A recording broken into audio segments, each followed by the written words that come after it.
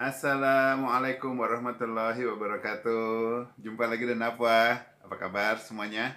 Salam hangat Jabat Erat. Topik kali ini menarik, masih urusan Facebook. Dan kayaknya mungkin nggak tahu secara sistematik atau gimana digadang-gadangkan setelah isu yang waktu Facebook dibilang membaca datanya WhatsApp ya gitu. Kemudian isu yang kayak gini nggak pernah nongol, sekarang timbul. Oke, intinya gini. Sekarang ini hari Minggu ya. Kemarin Sabtu ada pagi-pagi subuh-subuh udah ada 2-3 orang menanyakan kepada saya soal konten ini. Nanti saya tunjukkan ya. Tapi saya anggap biasa-biasa saja. Nanti deh saya bilang saya jawab karena Sabtu teh gitu lah. Weekend itu harinya saya untuk mana kan. Jadi saya tinggalkan. Ya udah, saya mana sampai siang hari habis makan siang. Pas nyalakan lagi, saya lihat ternyata banyak beberapa yang menanyakan soal ini gitu loh. Wih, makin seru. Ya kan, saya masih ketawa, saya jelaskan sedikit beberapa teman.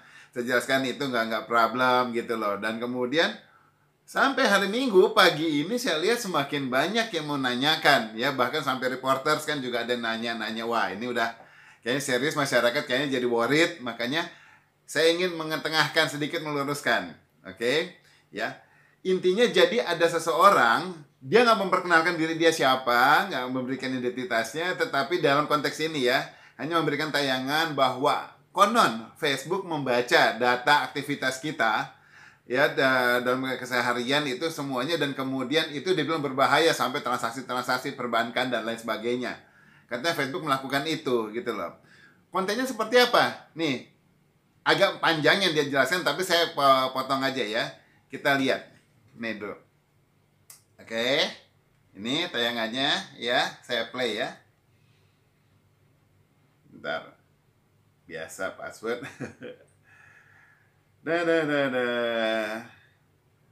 Oke, nih saya play. Dengerin. Bismillahirrahmanirrahim. Assalamualaikum warahmatullahi wabarakatuh. Waalaikumsalam Untuk video kali ini Ana ingin berbagi bagaimana cara menonaktifkan untuk Facebook yang kita punya, mengumpulkan data-data pada saat kita menggunakan handphone dalam kondisi online maupun offline. Karena sangat berbahaya sekali kalau saya pause sampai situ.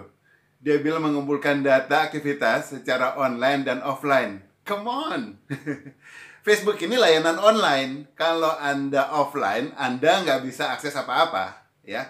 Begitu pula kalau umpamanya semuanya transaksional yang berbasis di internet itu membutuhkan konektivitas. Jadi kalau Anda offline, ya Anda nggak bisa pantau, nggak bisa dilakukan apapun terhadap Anda gitu loh. Jadi nih ngomongnya bahwa ada offline aja ini udah misleading ini orang gitu. Saya nggak tahu kenapa dia menjelaskan ini. Oke, saya lanjutin. kita mengumpulkan data-data yang kita pakai ya pada saat browsing di internet, di Google Chrome, banking, internet banking, semua itu ke data semua oleh Facebook. Nah, bagaimana cara menonaktifkan? Nah, klik yang bagian rumah itu. Ya, pastikan sudah kondisi Pause lagi. Ini omongannya juga misleading ya, sampai dibilang banking apa segala. Nah, transaksinya dibilang semuanya browsing and so on. No, nggak bisa jauh itu. Anyway, penjelasan ini harusnya bukan saya yang ngomongin, tetapi yang ngomong harusnya Facebook sendiri. Gitu on behalf siapa sih Facebook kalau di Indonesia? Jelasin dong. Tapi anyway, karena banyak yang nanya ke saya, dan kalau lebih baik saya rasa ini kewajiban saya untuk menjelaskan ya. Tapi kalau siapa tahu abis ini nanti ada Facebook yang menjelaskan lebih official, it's okay gitu loh. Oke. Ini kita lewatkan dulu. atau yang ada gambar rumah tersebut. Kemudian klik. Cara-caranya nanti Anda ikuti sendiri kalau Anda sudah menerima ya. Biar nggak terlalu worried gitu loh. Tapi ya klik gitu yang dibicarakan. Ini saya pause lagi. Nah, tetapi dalam hal ini kita bisa tahu bahwa yang dijelaskan itu sebetulnya memang ada pemantauan dari Facebook, tetapi bukan Facebook memantau diam-diam, melainkan si situs-situs ataupun aplikasi yang digunakan itu yang justru memberikan pelaporan kepada Facebook, karena si Facebook yang mendapatkan pertama ide untuk analisa marketing yang seperti ini, dan kemudian menggunakan toolsnya Facebook. Dan di mana tools ini dibutuhkan oleh aplikasi-aplikasi yang memberikan informasi. Jadi bukan Facebook diam-diam memberikan pemantauan kemudian aplikasinya yang jadi korban di luar sana. Enggak, ini adalah two party. Orang situs-situs yang dikunjungi itu yang memberikan pelaporan. Jangan salah kaprah gitu loh. Ya, dan semuanya udah dijelaskan sama Facebooknya. Nih kita lihat pantau lagi, lihat dulu. Kemudian ini tata caranya aja kita lewatkan. Urutannya. Ya. Ada gambar gear. Dia ngomongnya seperti ini. Nih. Belum mana hapus. Jadi dihapus dulu riwayatnya ya, dihapus riwayatnya supaya dia ngomong itu segala ya. Tidak dikumpulkan di Facebook. Nah, saya pause. Lihat tulisan itu. Nih, saya kasih tunjuk tuh. Ya, nanti saya kasih tanda deh. Nih, lihat itu tulisannya nih. Di situ ada tulisannya pelajari selengkapnya. Oke. Kalau di yang versi bahasa Inggris, learn more. Kalau Anda klik di situ, Facebook menjelaskan semuanya mendetail mengenai aktivitas yang dilakukan. Oke, kenapa itu dilakukan, apa alasannya, siapa yang terlibat, ya business and organizations, bla bla bla bla bla. Itu udah dijelaskan semua. Nah, ini orang menjelaskan hanya menakuti dan kemudian dibilang, wah ini bahaya, bla bla bla bla bla. Tapi masyarakat nggak di-encourage untuk justru mengklik informasi yang pelajari selengkapnya itu, gitu loh. Next, kita lanjutkan. Panjang dia ngomongnya, saya pause, langsungin aja kira-kira di sini nih. Nih. Ya, nih. Kemudian, nah ini dia yang penting. Ya. Lihat itu paling bawah tulisannya. Nih, kira-kira di sini nih, ya, gitu loh. Pelajari selengkapnya aktivitas di luar Facebook dan bagaimana hal itu digunakan ya. Learn more about all Facebook activities kalau yang pakai bahasa Inggrisnya. Udah jelas dijabarin ya di sana. Nah, dia kemudian menawarkan gini, dia ngomongnya kayak gini kan. Nih. Nah, ini centang ini jangan sampai biru, di nonaktifkan. Aktivitas mendatang di luar Facebook ini ya. Gara-gara Facebook kita dicentang seperti ini, data-data kita dikumpulkan di dalam Facebook. Ini berbahaya ya, privasi. Keamanan pribadi kita dikumpulkan oleh Facebook. Lalu nonaktifkan. Nah, klik ini, nonaktifkan. Nah, seperti itu. Dah, oke. Dah selesai. Ya, nah kembali ke saya lagi. Jadi gini, mengenai pilihan Anda untuk menonaktifkan itu silahkan aja, nggak HP-HP-nya Anda, aktivitas akun juga akun Facebooknya Anda, saya juga nggak ada permasalahan itu dimatikan, ya. Itu nggak ada urusannya sekali sama saya. Yang paling kerugian umpamanya ada yang dirugikan siapa? Bisnis application yang tadi membutuhkan analisa Anda, kemudian mungkin si Facebooknya juga nggak dapetnya analisa, dan secara tidak langsung kita yang dirugikan. Kenapa? Jadi kita tidak mendapatkan best offer, ya. You know what? Kita mesti kita mesti tahu dulu ya. Apa sih manfaatnya? Tools itu buatan dari Facebook, namanya business tools ya. Diberikan kepada bisnis ataupun organisasi yang membutuhkan analisa dari Facebook, di mana kalau ada orang yang login ke layanan tersebut atau menggunakan layanan tersebut, kemudian nanti layanan tersebut memberikan informasi aktivitas orang ini ke Facebook. Khususnya untuk orang-orang yang kalau dia misalnya login ke satu aplikasi, kemudian ada pilihannya, tambahkan akun baru, ataupun gunakan akun dari Google, ataupun akun dari Facebook. Kalau kita pakai akun dari Facebook, maka nanti dia akan melempar kepada Facebook, kita pakai passwordnya si Facebook, tapi login ke aplikasi tersebut menggunakan loginnya Facebook. Jadi kita nggak mendaftarkan baru. Keuntungannya kita, password kita, user ID password kita nggak terlalu kebanyak kesebar kemana-mana, cukup hanya dari Facebook, tapi kita bisa memanfaatkan aktivitas ke yang lain. Nah, kemudian layanan tersebut juga diuntungkan karena dia tidak perlu memantau lagi aktivitas nggak perlu memantau lagi registrasi usernya, karena Facebook sudah melakukan itu, pengamanan sudah dilakukan Facebook, jadi aplikasi-aplikasi ini tinggal menjalankan layanannya saja, gitu ya, udah aman juga gitu kan. Tetapi at least dalam layer untuk pengamanan login itu sudah dia serahkan kepada si Facebook, gitu loh. Oke ya, keuntungan si aplikasi ini.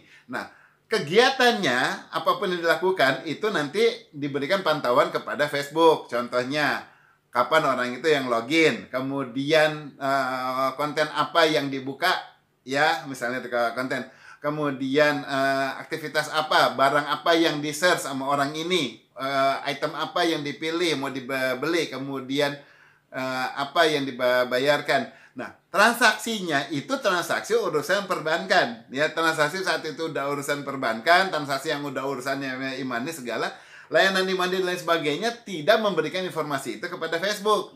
Hanya transaksinya bahwa si Abah beli misalnya alat panah, dia beli arrow dari si ini, arrow merek yang ini, dia beli sebanyak sekian lusin. Kemudian nanti dari situs yang lain lagi, oh si Abah juga beli lagi arrow apa, sekian lusin lagi, ya. Nah, aktivitas Facebook saya dapat 2 nih, dari si ini beli itu, dari si itu beli ini, gitu kan. Nah, nanti suatu saat kita lagi login di Facebook, pernah ngerasain nggak kalau yang suka belanja gitu ya, kemudian lagi login di Facebook, tetap pop up kan, umpamanya ada, bukan pop up lah, ada iklannya tampil, ya, bahwa pas kita lihat, iklan itu menyatakan bahwa lagi ada diskon dari produk yang ini, atau diskon, kita bilang ini yang kita minati. Karena kita pernah mencari, karena kita pernah ada relevansinya terhadap data tersebut, maka Facebook membantu kita, ada diskon nih, spesial diskon. Kok bisa dapat yang kayak gini? Karena perusahaan di sana yang memantau memberikan pelaporan kepada Facebook aktivitas kita, sekarang ngasih tahu, tolong dong bilangin sama si Abah nih, saya sekarang punya diskon. Gitu loh. Nah, kalau dia memberikan langsung kepada saya lewat email, mungkin saya nggak buka, tetapi karena ditempelkannya lewat Facebook, dimanapun saya lagi membuka konten apa, pop-up ini akan sampai. Saya untung dapat diskon, ya. Kemudian si Facebooknya juga terlayani usernya, dan kemudian si third party-nya itu dia juga tujuan dia memberikan diskon kepada orang yang tepat menjadi kena. Nah, si layanan itu apa diuntungkan? Nggak diuntungkan, karena mereka itu bisa mendapatkan informasi dari Facebook, ini orang itu karakternya seperti apa, maksudnya apakah lebih senang minatnya belanjanya ke clothing, ke sports, ke bisnis, ke computing, ke apa, hobbies dan lain sebagainya. Gitu loh. Ya, jadi ada keuntungan dua pihak gitu loh di antara merekanya. Nah, lebih detailnya urusan mereka lah. Saya nggak involved terhadap bisnisnya, tetapi lebih ke analisisnya. Oke? Ya. Nah, di sini